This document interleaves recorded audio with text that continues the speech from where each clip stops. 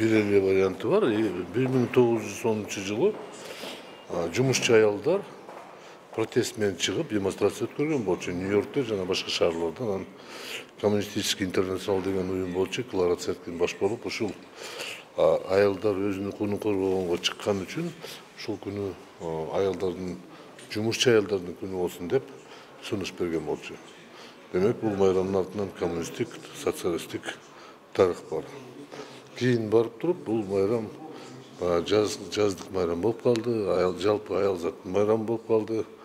Шаңдуу жашынакай майрамга айланып кетти. Башынан бул саясий майрам болчу экен. 8 марттын тарыхын чын айтсам мен билбейт экенмин. Бирок биз канча жылдан бери мен ошол эсимде, биз дайыма ошол апабызды, эжелерибизди, ошол карындаштарыбызды дайыма эле куттуктап келатабыз да. Ошол эл аралык майрам экен.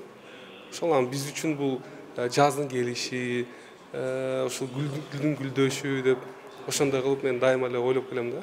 8 марттын анча-мынча тарыхын билем. Эмнеге деген Роза Люксембург айынан башталган. Өз кезинде баягы аялдар өзүнүн кандай десем, орусча айтканда правасына күрөшүп, ошондон башталганын билем. 8.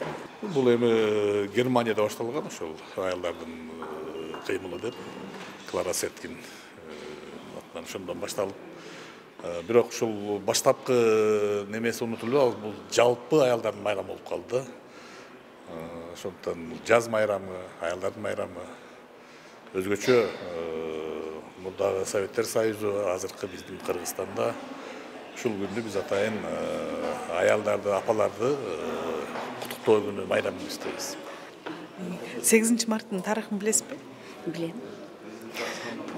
Бул Клара Цеткин деген айымыбыз ушу аялдарды баягы иштеп өздөрүнүн жөндөмдүүлүгүн көрсөткөндөн кийин бул аялдарды дагы колдош керек деген таризде Клара Цеткин айымыз ушул аялдар эл аралык майрамды 8 март күнү киргизген. Ошондуктан бул эл аралык 8 март майрамы болуп калган.